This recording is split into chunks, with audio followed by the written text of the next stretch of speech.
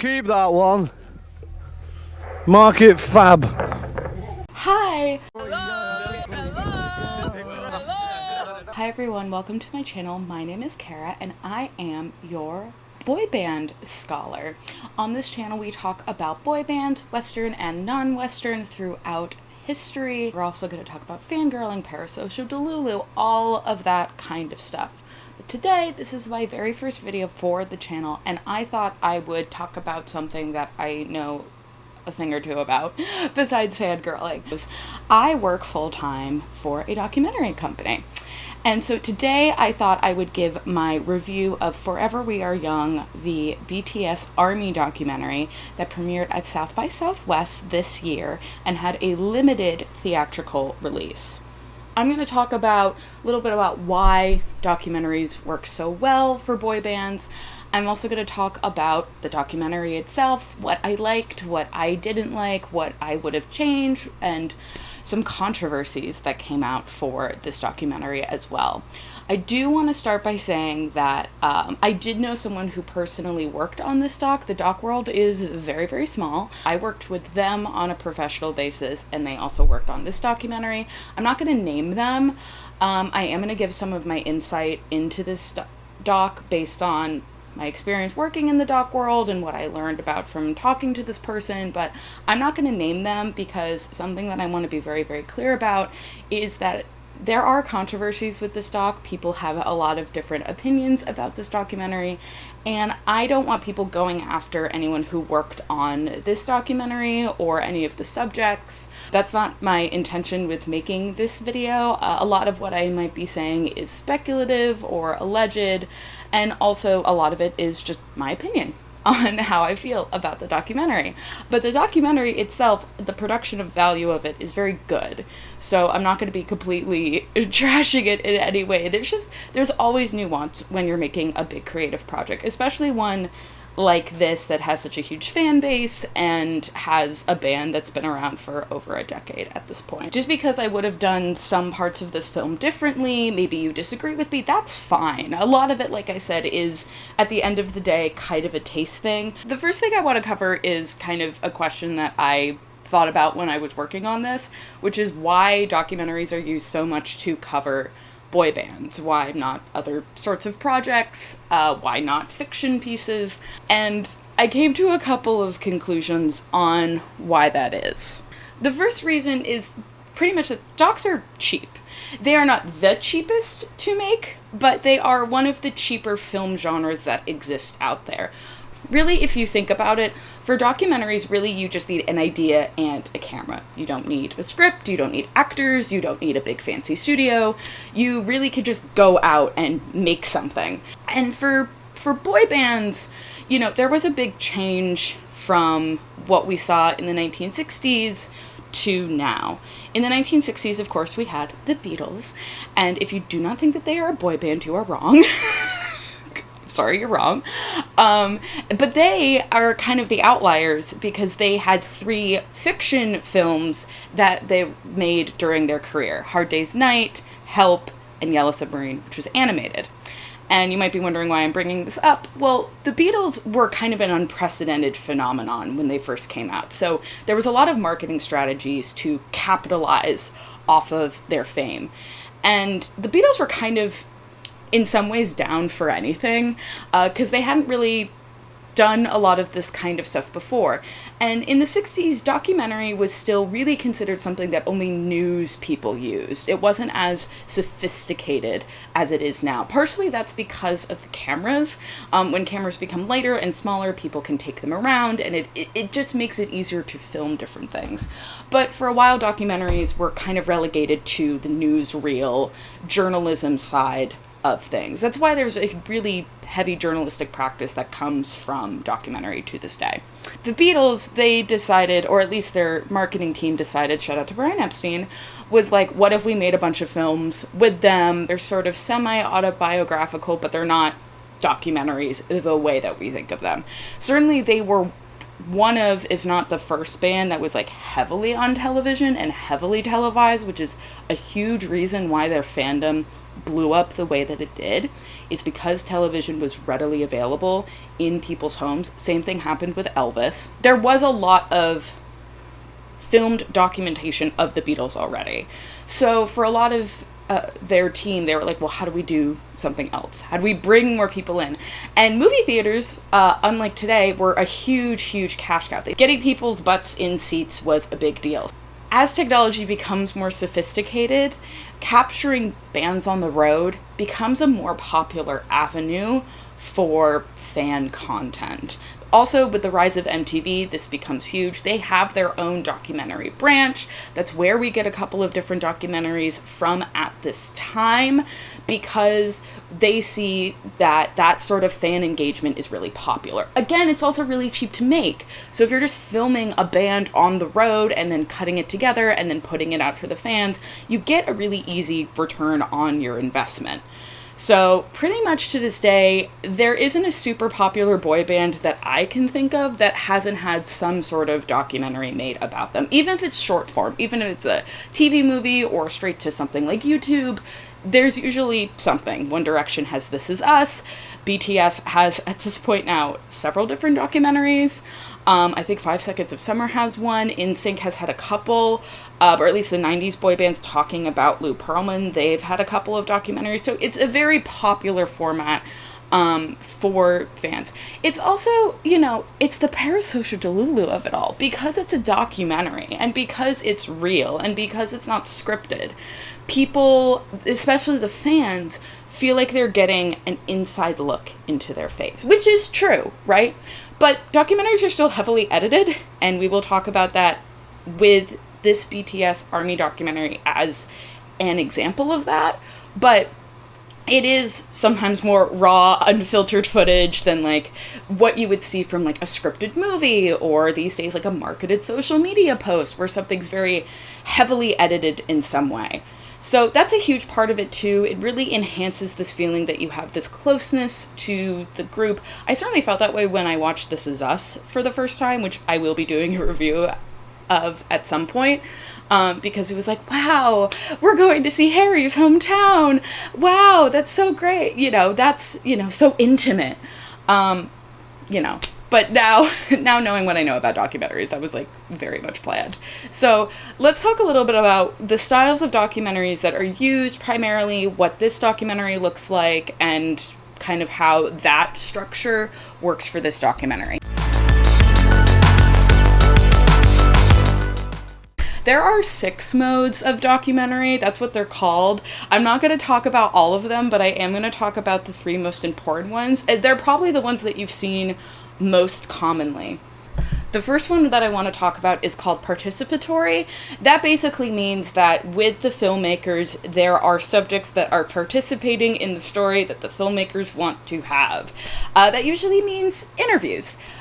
There's probably not that many documentaries that you haven't seen, if you watch documentaries pretty regularly, that doesn't involve an interview of some kind. Usually they're called talking heads, which just means that, they're in sort of a basic background and they're sort of talking about whatever their experience or expertise is on. That's a huge backbone of most of the documentaries that I've worked on.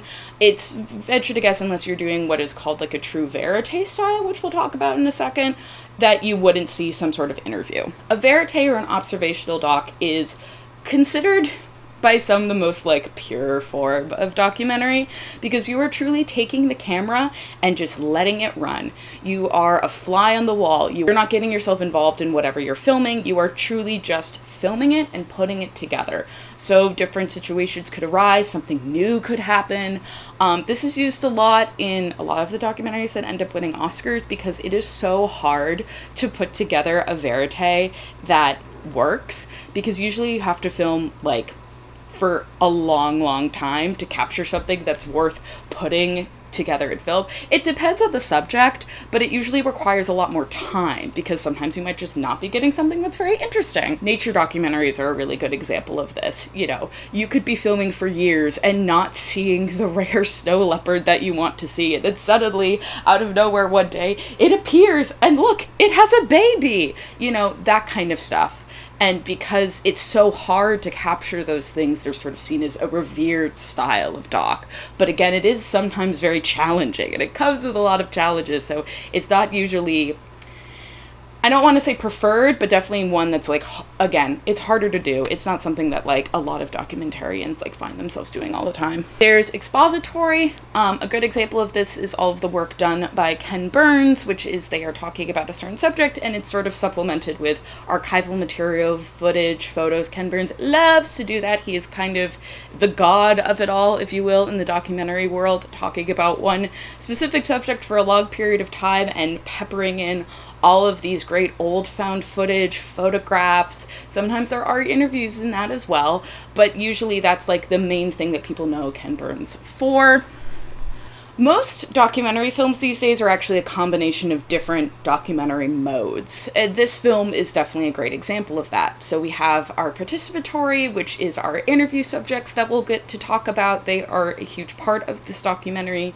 There is observational mode, where they're sort of just filming different scenes as they happen, especially with different army.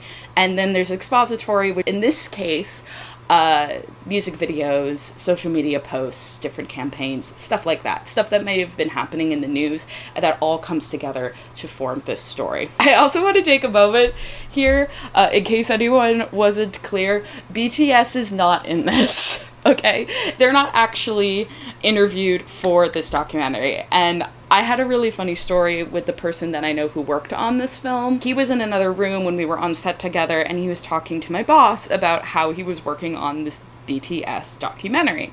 Now, in the film world, in the media world, BTS can mean the K-pop boy band, or it can mean behind the scenes.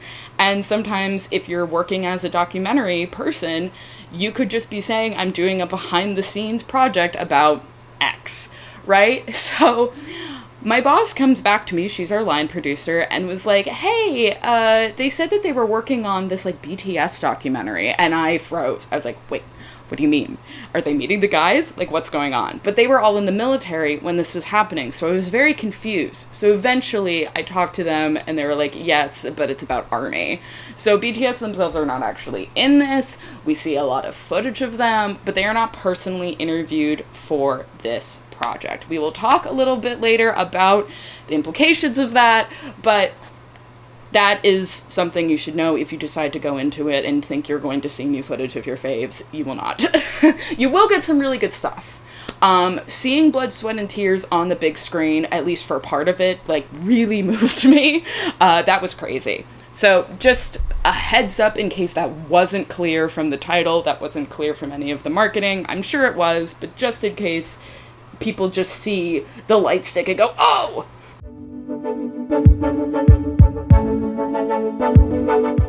So let's talk about what the film is actually about. This film is Forever We Are Young. It is a film about the fan base of BTS known as ARMY. And the story is basically talking about who ARMY is, their relationship to BTS, and how it has changed through the 10 years that they have been a group, or at least 10 years at the time when filming started. The two directors are Patty Ahn and Grace Lee. They are both Korean American women. They decided to work on this film together after BTS started their military service, which is mandatory in South Korea, and they wanted to reflect on the 10 years at the time that BTS was a group, and what had changed, and how ARMY had changed, and how ARMY had grown, and just all of the different things that come with a fandom of this size. One of the main takeaways from this film, and I'll talk about how this is done, is that ARMY is a very diverse group of people. It's diverse in age, race, gender, sexuality, where they live in the world, what kind of jobs that they do, all sorts of things like that. That's always been very clear to me. It certainly has really been emphasized since I have become ARMY, and every time I am in different ARMY spaces, I see how diverse it is, and this film really wants to heavily emphasize that for its audience. It's a retrospective on how BTS came to be through the eyes of ARMY. Everything is told through the lens of the experience of different fans, which I think is really interesting. They choose different fans who have been part of the fandom at different times during BTS's run, and I thought that was a really nice choice. Another thing that's really emphasized in this film is how involved ARMY is, or at least ARMY is partially involved in activism.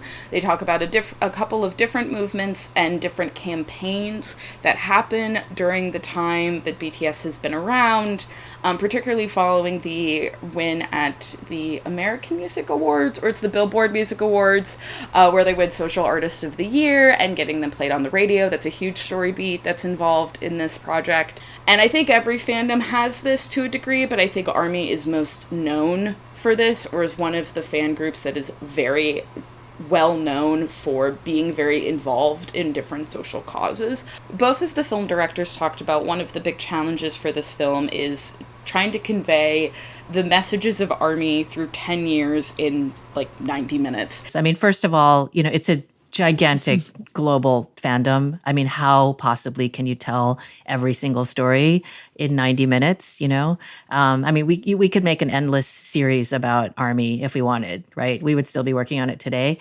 So that was one challenge. The other was just within a very limited period of time, how do we actually bring in the stories and the people who are going to convey sort of the major milestones of both the band and the fandom? That's such a common challenge with documentaries. The documentaries that I work on are usually about periods of American history, and those are decades, if not hundreds of years, and usually we have to cut them down to only a couple of hours.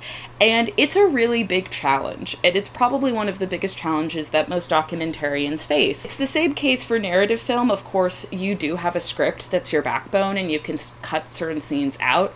But when it comes to documentary, you're cutting out information. You're cutting out stories. You're cutting out different things that might enhance your film in a different way, or it might make it drag, it might be repetitive, and it's a delicate balance. One of the things that both of the filmmakers talk about is balancing the idea of talking to ARMY and also making a film that is for someone who isn't a fan of BTS, who isn't ARMY, who doesn't even know what K-pop is. We made this film as a love letter to ARMY, right? A film by ARMY for ARMY. But of course, we wanted the film to speak to people who are outside the fandom, people who aren't familiar with Korean music, with K-pop, with BTS. And so some of the challenges were also like, how do we speak directly to the fandom, but then also like introduce people to BTS? And it's they've been around for 10 years, more than that at this point. When we started, it was around 10 years. And there's just so much to cover and so many different pockets and aspects of the fandom and the band to kind of to relay. So it was just kind of like balancing that act of speaking to non-fans and fans at the same time. I think that balance was struck pretty well. I definitely, as an ARMY, didn't feel like I was being spoken to. I will say that when I go to a documentary, I like to learn something new. That is the main goal of any documentary, right? Is to teach your audience something, to give them some insight into something. And for me, I didn't really learn that much. And I haven't been in ARMY for that long. I might have seen footage that I haven't seen before, but I didn't necessarily learn something new. And I'm not an expert when it comes to BTS. I'll talk about this a little bit more when it comes to parts of the documentary that I would have changed. But this is a film that's definitely about ARMY for ARMY. I think that is its primary goal. And I think that is its main audience. And that is great. That is totally fine. But I do think that if they wanted to make a film that was a little bit more well-rounded in terms of talking to people that weren't ARMY, I would have made some changes. But before we get to that, let's talk about some of the things in the film I really liked. So one of the things that I think was really well done in this project is the interview subjects that they chose. They had a mission to show that ARMY is a diverse group of people, and I think they definitely achieved that. The one thing that I will say is there were a couple of comments made, mostly by interview subjects, about how they really wanted to demonstrate to the world in different ways that ARMY wasn't just a bunch of teenage girls. To which I say, what is wrong with that? Like, what's wrong if BTS is made primarily of teenage girls? They aren't. That's very clear. But I don't like the inherent implication, even if this person didn't mean that, that is a necessarily bad thing for the fan base to be. They were talking specifically about the campaign that happened right after BTS won their first award in America to get them played on the radio. They had the idea to have all of the armies that were campaigning to change their icons from members of BTS, if that was their icon, to photos of them. So people could see that these are adults, these are people who have different backgrounds, to sort of demonstrate, like, this is a very diverse group of people that are involved in this project. And I totally get that. That makes perfect sense. And a huge part of, like, the boy band fangirl experience is feeling like what you love is lesser than, because you might be a young woman or a young person who really likes this thing. So I didn't love that. I'm sure this person didn't necessarily mean that, but I didn't love that that was necessarily kept in. I did like the variety of interview subjects. The two favorites that I have was Nico. He is a YouTuber. He is one of the only, like, male fans that they interview. But he became a fan of BTS through watching content as a YouTuber, and he talked about his experience of becoming ARMY. I just thought his story was really interesting. I also really liked Jackie. She's an American fan who lives, I think, out in the Midwest and is an older fan. She's married, and she drives a car that has all of these, like, BTS stickers on it, and they have these scenes where she's driving in the car with her husband, and they're just, like, blasting BTS, and she's become the BTS woman in her small town, which I think is really cool. And I'm glad that they found someone from, like, middle America to talk about what that's like. They had a South Korean woman who has started a business teaching people BTS dances at a studio, which I thought was cool. They did have an emphasis on people who have, like, made businesses, made extra sorts, if not a hobby, a full business from being fans of BTS. It's not really casting, but when you're looking for people to speak to all of these moments, you know, we really took a long time and a lot of care to find the people who could talk about what it meant to be, like, pre-debut ARMY, talk about what it meant to be at that first show at the Troubadour in Los Angeles for free for 200 people. Yeah. You know, talk about what it's like to be at specific concerts. You know, I think that is, you know, it's really rooted in the experience. And we also wanted the film to be an experience for the fans watching, you know. So wanted to pay homage to every era of the fandom, right? Because the fandom has changed so much over time. So paying homage to the pre-debut ARMY, to the debut ARMY, to the Wings ARMY, to the pandemic ARMY. And so we just wanted to show, you know, different ways of honoring all the different eras that people have come into the group, into the space. Yeah. They go to Mexico City, where they meet Mexico City fans. Patty and Grace talk about this in an interview that they did for Reverse, that they found fans from Mexico City at Jungkook's Golden Showcase. I can say this, you know, we were in Korea in November 2023 doing some research. We were at the Jungkook Golden Showcase, and we saw this woman walking around with the Mexican flag tied around her neck.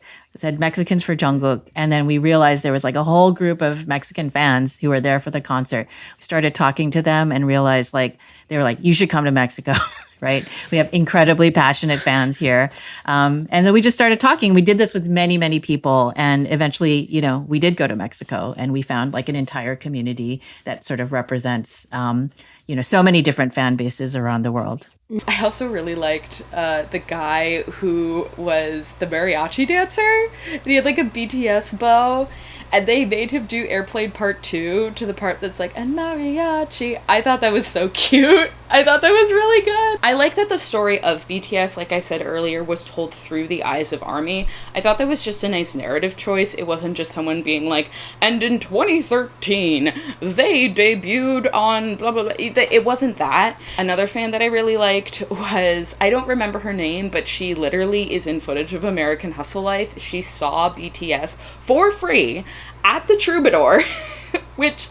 American Hustle Life is always crazy to me. Imagine seeing little baby BTS on the streets of Los Angeles, and you're walking in Los Angeles, which is not something a lot of people do. It is not a walkable city, and they're just passing out little flyers like, hey, do you like K-pop? Please come to our show. And either you ignore them, you say, that's interesting, I'll check this out, and then maybe you become a fan, or maybe you have a nice time at the Troubadour and then you leave.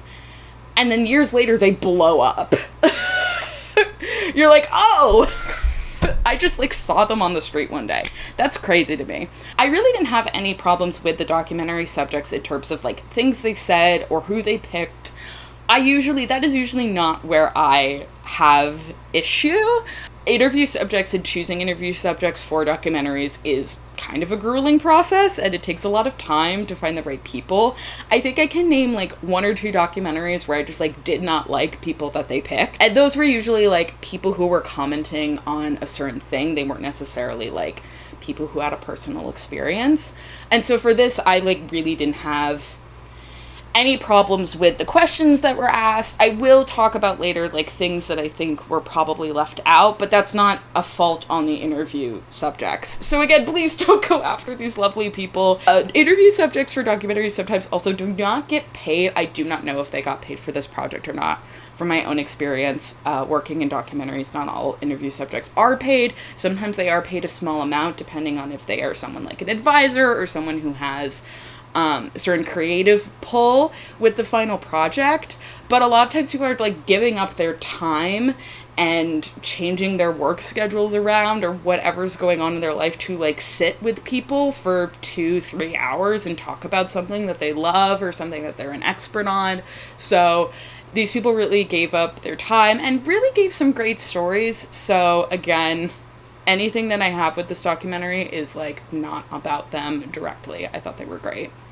Another thing, this is small, but I thought it was very sweet, is that each member of BTS kind of got their own little moment, and that came through someone talking about that member because it was their bias. And so they would be like, I really like Namjoon because this, or my bias is Yoongi because of this reason. And they had a little moment, and you kind of get a little intro into each of the members. I did like this if you're someone who does not know anything about BTS. I think that's very helpful.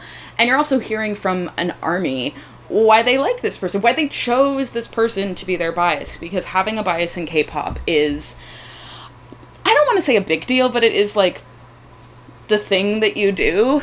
So I really liked that. I thought that was nice that they have this sort of like highlighted moment for each of the members and get to talk about them individually, but also as like a whole group. I really like that they were sort of speaking to ARMY rather than like feeling like I was being talked at. But it's a documentary, so I don't mind getting talked at a little bit because again, the point is to teach me something new. It's to educate me. So if you're like ARMY splaining, new word, I think that's fine, but I am glad that it wasn't too basic in terms of like explaining who BTS was. I will also say it was very well shot. I liked the music. They had very nice interview setups. I liked the bright colors. That interview setup is actually what we do at my company for our projects, but we never get to use bright colors. We're always doing like gray. But we're talking about like deeply troubling parts of American history. So I'm like, maybe bright pink is not the vibe. But for this, you can do that. And I thought it was really nice. I thought it was cute.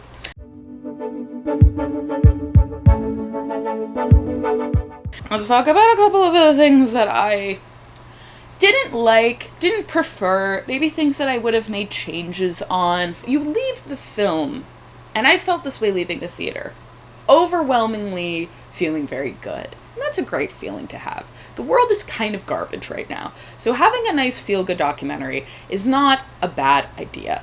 The film has an overwhelmingly positive, this ARMY is great attitude. And I'm not saying that that is wrong, but this film lacks a bit of depth and nuance when it comes to problematic parts of the fandom. And listen, Arby, I am one of you. Okay, look, I am wearing a BT21 shirt, okay? There are some nuances that were not put out in this film. One of them being that we're not talking about sasaengs. We're not talking about fans that are doing things as fans and claiming to be ARMY and having done inappropriate actions, right?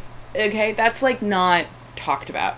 The film goes and talks about pre-debut BTS all the way until Jin comes back from the military. And there's a scene at the very end where the same girl who was on American Hustle Life goes to Seoul. She gets to see Jin at his first concert. Around this time, ARMY will remember, Jin also did a hug event, which was a big deal because he was like, let me go hug ARMY, and Hybe was like, what? And he was like, no, please let me do it. I am touch-starved. Let me go and do it. And then he got assaulted. The girl did get arrested. Okay, this is not alleged. Like, we have footage of this happening, which is disgusting. And I think it would have been interesting. I think it would have been a really compelling, creative choice to talk about it when you are a fan of something and other people are doing things that put a bad spin on your fandom. Give your fandom a reputation that is negative. ARMY has a very strong presence in the fandom world, online, and people have different opinions of who we are, and some of them are not overwhelmingly positive. And part of that, I would guess, is because of certain fans like this.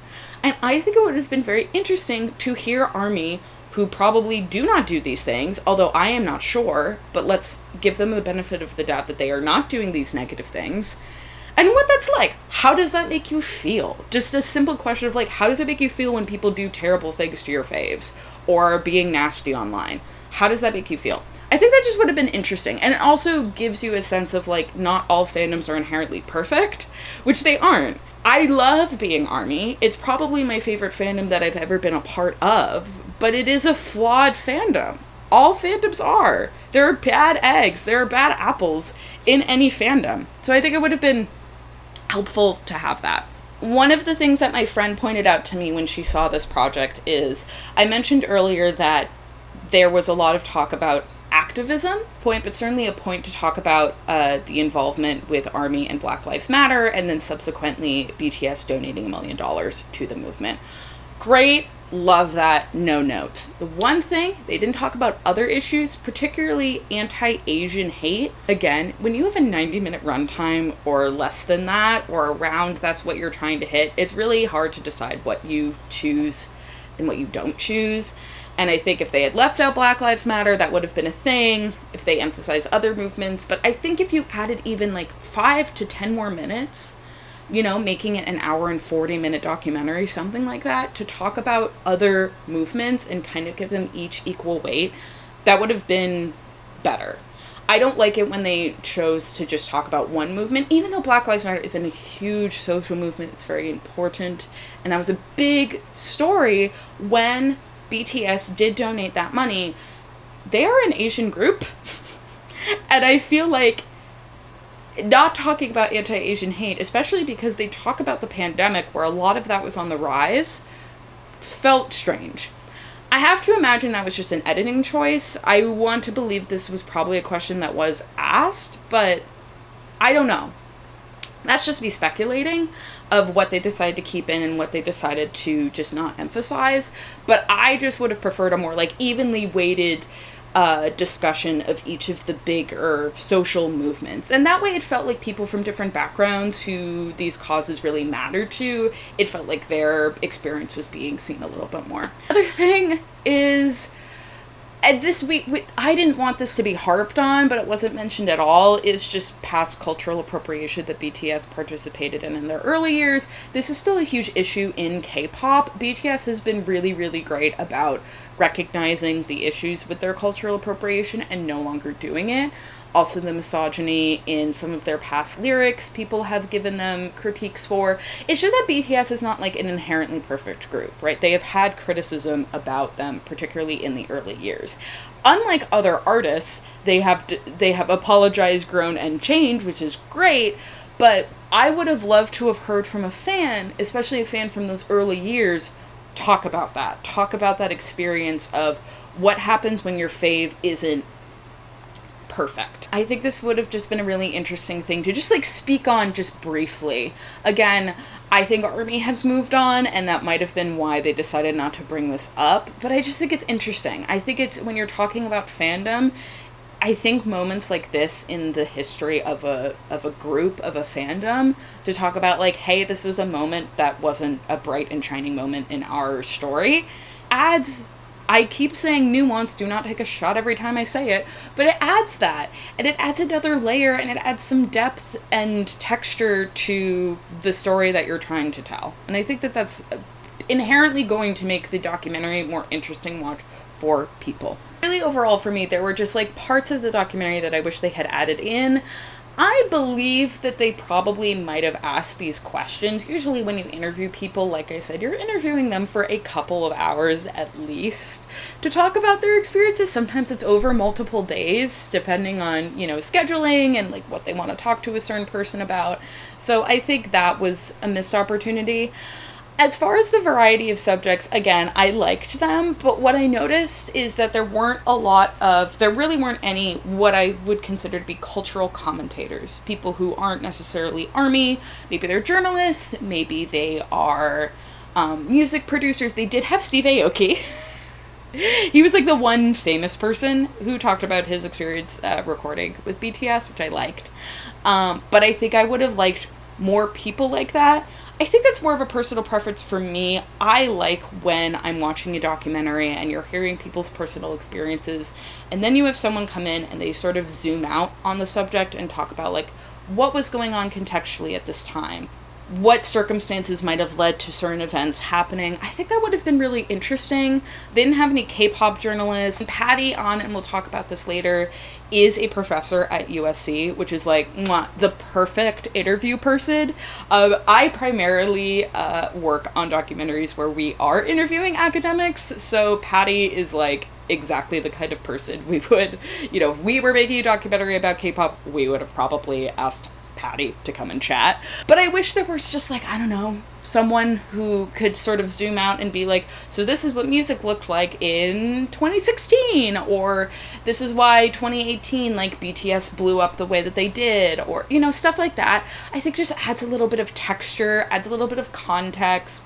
I think they chose to primarily make this a documentary with just ARMY talking, and I totally get that. Again, that's a personal preference. I just like it when there are people that are attached to this in a different way. Maybe they aren't ARMY, but they can speak expertly on these certain subject matters. I think would have been really interesting.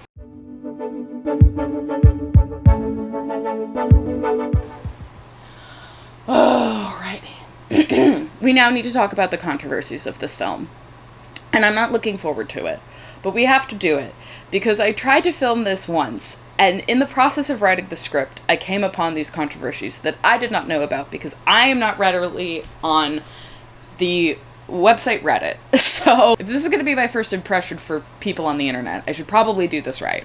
I want to emphasize again, please do not go after the people that were involved in this documentary if you have disagreements about this documentary as a whole. Like I said, a lot of people probably gave up their time, probably had to reschedule things in order to be part of this documentary, talk about something that they love. I don't want you to go after the filmmakers. I don't want you to go after members of crew. This was a job for them. They got paid to do this. And right now the documentary world has very, very few jobs out there. So anytime someone can get a good gig, they should take it. And so I don't want people, if they find people or they figure out who certain people are, like, just do not do that. If you do not like this film or have disagreements about how this film was made, simply just don't go see it.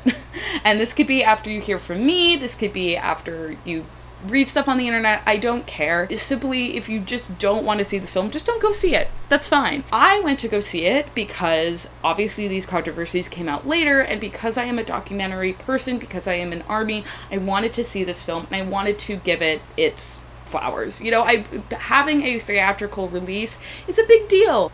They're really helpful in the numbers. They're really helpful for the filmmakers and their further careers. And I really liked the filmmakers the more that I watched interviews with them and heard a little bit more about their process. So again, I don't want people to just like attack them, right? That would be very not arming of us. So take what I said. Again, I'm going to specify if stuff is speculative, if stuff is alleged, or if I don't have certain evidence for certain things, but it's just what people are talking about, and people can take from that what they will. But I would really, really encourage people to just, you know, be nice. You know, you can be critical, but don't be nasty. Please and thank you. The main controversies really have nothing to do with the interview subjects at all. It has a lot to do with people who were and were not involved, and sort of the main connections that some of these companies have. So again, really it has nothing to do with like the bulk of the film itself, but the controversies of the film itself really have very little to do with the actual content. So I think that's important to emphasize. I'm going to talk about these. There's sort of three main issues, and I'm going to talk about them from worst to least offensive. Depending on how you feel, you might feel differently, but I'm putting emphasis on the ones that I think people are the most angered, disturbed, concerned, a lot of different verbiage about. And people can take from that what they will. The first thing is we have to talk about HYBE, and we have to talk about the HYBE boycott for some context. I did not think that the first project that I would put out on YouTube would have to involve the Israeli-Palestine genocide, but it is. Okay, so here's the deal. Gonna start by saying that I personally believe that there's a genocide happening in Palestine right now. If you disagree with that, I would close out of this video.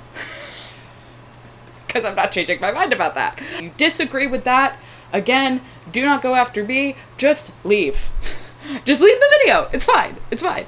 Okay? So, with that being said, HYBE, the company that manages BTS, has ties that are pro-Israel. One of the main ones is Scooter Braun, up until recently ran HYBE America, and he is a big-time Zionist. He is no longer the CEO of HYBE America. He is now still on the board, which does give him some creative control, but people were not a huge fan of that. That really sparked a lot of the boycott, to my understanding. Another one is just that there have been a lot of endorsements lately that members of BTS are a part of that are for companies that are, again, pro-Israel, like McDonald's and Coca-Cola. So a lot of ARMY have subsequently been boycotting HYBE, which means that they aren't basically financially supporting HYBE in any way. They're not buying albums, some people are not streaming their music, and that is not just BTS, that's any group that is managed by HYBE or their subsidiaries, anything like that. I think that that is okay to do. If people wish to boycott, boycotting is a very, very effective way of protest. So I am never going to say don't boycott something, because we have seen it economically impact different companies, particularly in this situation. I know a lot of people have boycotted different companies since they have learned that certain companies are pro-Israel, and it has economically impacted their sales, which is the point. But I also do want to say that I understand if people choose not to do this, and it's not because they are necessarily pro-Israel, but maybe it's just because they really like BTS, right?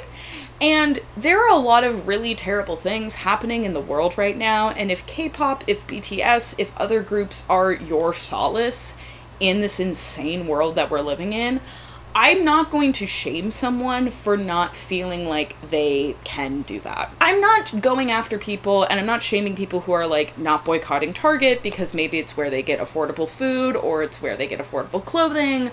To some degree, this isn't always the case, but to some degree, it is a privilege to be able to boycott like an entire franchise, brand, corporation, because you can maybe afford to buy something else elsewhere, right? It's not the same as like during the civil rights movement, you know, boycotting one mom and pop shop because they're racist, or boycotting several shops because they're racist. Like, maybe you can do your business elsewhere, right? Sometimes for some people that isn't the case. With Hybe, people might make the argument of like, it's music, it's not food, it's not clothing. Like, you can, you know, there are other ways that you can consume them without actively giving Hybe money, and I totally get that. I'm just not of the opinion of like, we need to start witch hunting people who do certain things, right?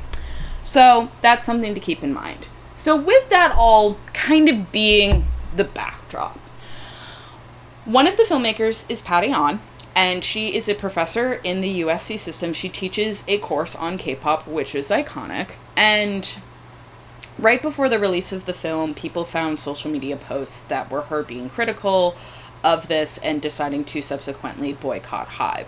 I have been unable to find evidence of this only because it seems that her social media has been deleted since the release of this film, which makes sense. I get it.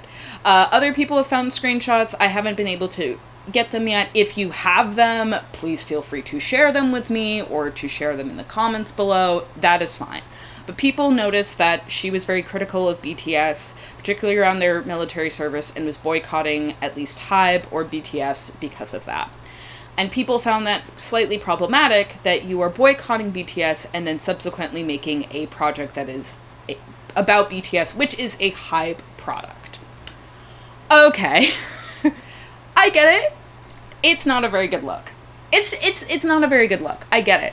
I do think that you can be critical of an artist that you love and be critical of the company that they work for. I have never been a company stan. I like groups from like SM, and I like groups from JYP, and I like groups from Hybe.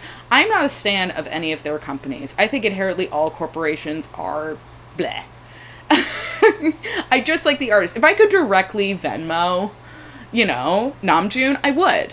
That's what I would do. But I have to go through their company in order to get their products. So again, some people find boycotting to be a very effective way to, you know, express their concern with these certain business alignments. However, now at first I was like, yeah, that's not a good look, Patty. But the more that I hear Patty talk in interviews, she is such a passionate ARMY and she cares so much. I mean, she teaches a class about K-pop, for God's sakes, that I'm like, I think you can be both. You know, everyone contains multitudes. I think you can be critical, and I think that you could still be a very passionate ARMY, which clearly she is, and loves the way that people are engaging with this film. And I do not want to take that away from her, because she is clearly so smart and so involved in this and has been a fan for a long time that I don't want to like negate that. I do agree that it's not a great look and the timing was not ideal, but I don't know. I just kind of get it. I'm sort of neutral on it, but I do understand if people find that to be a problematic thing that, you know, is not a good look. Though therefore angry, upset or resentful towards Taeyong or the members of BTS or the people behind the licensing of Tiny Tan related to BTS that these have happened. More difficult question. You do not need to be a marketer or be an insider in any of these adjacent industries to recognize that as soon as BTS were going to come out the military, brands were going to jump on them individually and as a group. Then that is what has happened. The brands that had jumped first and got in there first and had probably been planning this months before they even came out, for this to happen as soon as they did come out, are brands that are extremely influential, they are seen as very prestigious, and they are on the boycott list. I'm still unpicking a lot of things, and I think a lot of people are still unpicking things. I think a lot of people that have been able to arrive very quickly at decisions to do things or not do things are rushing other people too, and it's just, there's a lot of nuance here. And there's layers here that affect different people differently. If boycotting was an easy thing to do, then A, I don't think it would be as powerful as it currently is when it is done successfully in the world that we live in today. And also a lot more people will be doing it a lot more frequently. I really try and not make it my business to moralize to people that I don't know, and generally I think moralizing to people on the internet that you don't know the situation of tends to end badly, and it tends to end in resentment. I think however you choose to protest, to express your beliefs, those are great. But I just am not someone who believes in shaming other people unless it is warranted. Listen, there are times where I've like, let's bring back the stockades, let's bring back public humiliation, but in this case, I don't think that's warranted. I think this is a documentary about BTS, and like, again, if you simply don't agree with, some of the stances that the filmmakers have taken, just don't go see the movie. That's kind of, that. I'm gonna keep saying that, but just don't go see the movie. So that's like the main big controversy. Apparently also this film is getting screened in Israel. I haven't found confirmation on that. That is icky. But that might be out of the filmmaker's control. The other sort of mild controversy, but keeps getting brought up when I see people talking about this, is that the original theatrical release of this film was during Jin's tour. I feel like, and I say this as someone who got to go see Jin and also watch this movie, so I may be one to talk, but I do think that is those are small potatoes. And again, the filmmakers don't have control over that. If you're upset, like, talk to the theaters, like, talk to the scheduling people who, like, made this theatrical run. Those are the people you have to be upset with. I don't think it's fair to blame the filmmakers for a scheduling conflict. They had some involvement with Hybe, which we'll talk about, but otherwise this is like basically a smaller documentary. So getting a theatrical release is like a big deal. It still is like important. It helps with sales. Again, I said it helps with the careers of the filmmakers. Grace Lee has been working in documentary for like 20 something years. This is not her first film, but this is probably going to be one of her more popular releases that she's made. And so having good theatrical numbers is going to help. Again, if you don't want to see the movie, just don't go see it. But that is, that's again out of their control. Just having it be like, hey, we're going to show this in 3,000 theaters across, the world, across the United States. Great. Most filmmakers are not going to say no to that. Like, no, please don't do that. Or like, can you reschedule it because like there's a concert happening. Like, I can assure you that is not something that anyone probably were aware of or thought about. So I get it, especially because seeing a movie is cheaper than going to a concert, and people might want to do both and support both. Like, I get it, but it's really not something that like is in the filmmaker's control. So from what I understand, there isn't a direct involvement with Hybe like there has been with previous BTS projects. In previous BTS projects, like Beyond the, I think it's called Beyond the Moments, that's on Disney Plus, that is a BTS documentary where BTS members are interviewed. That is directly produced by Hybe. So, and like pretty much an entire South Korean team. This was an American produced project. I believe Hybe America was probably involved in some way, somehow. Grace and Patty have talked about getting permission from Hybe, and the person that I know who worked on this documentary also mentioned that to me, is that Hybe was involved in terms of at least getting the permissions to use BTS footage, which makes perfect sense. When you're using copyrighted material or you're using it from a certain entity, you gotta get permission to use it, which they did. And that might have been the amount of involvement that Hybe has. I would venture to guess, at most, someone from Hybe saw a cut. At least someone from Hybe America saw a cut. I think when I was talking about some of the things that were or were not in the film, perhaps that were notes that were given by Hybe. It's about a Hybe product. It's about BTS. ARMY is a copywritten name. It would be in their interest to watch a cut of this film before it gets theatrically released, which is, I also think, why it's an overwhelmingly positive film. I do not think that part of the reason why I was talking about like cultural appropriation and sasaengs, like they don't want to show that, and I get it. And this is where it's challenging to make documentaries like this, where you need permission from Hybe or these larger companies to like get the footage that you want of BTS doing certain things, but then that probably means you can't have certain things in your film. That's a challenge that most documentarians have, is that balance of getting the permissions that you want, but then the people that are giving you permissions might have a say in what goes in your documentary or not. It's a challenge. I think some people were upset that Hybe wasn't directly involved more. And I get that, because then it feels like it's sort of this rogue project. But I can assure you from people that I know who have worked on this project, Hybe was involved in some way. If you guys know anything about Hybe, they would have blacklisted this film immediately if it was just made without any of their permissions. So take from that what you will. You might not like that Hybe was as involved, but also then you might not have had the certain footage, and it just might not have been made. I believe that one of the filmmakers in their Rolling Stone press release said we could not have made this film without Hybe being involved. All in all, I really liked this movie. I thought this documentary was done very well. I think they found great people.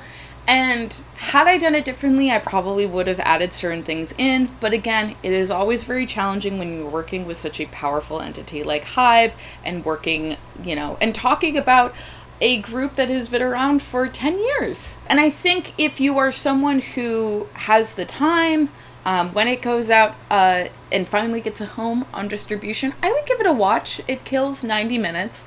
I do think that there are some really interesting stories. I'm really glad that, people who are actually Army were involved in this project, and a lot of their stories are just really meaningful, and they just really warmed my heart, which I think was probably the main goal of this project, was to just make Army feel good and feel connected to each other. And learning about the film afterwards, I have made some changes to, how I felt about it when I first left the theater, or I thought about what I would have changed.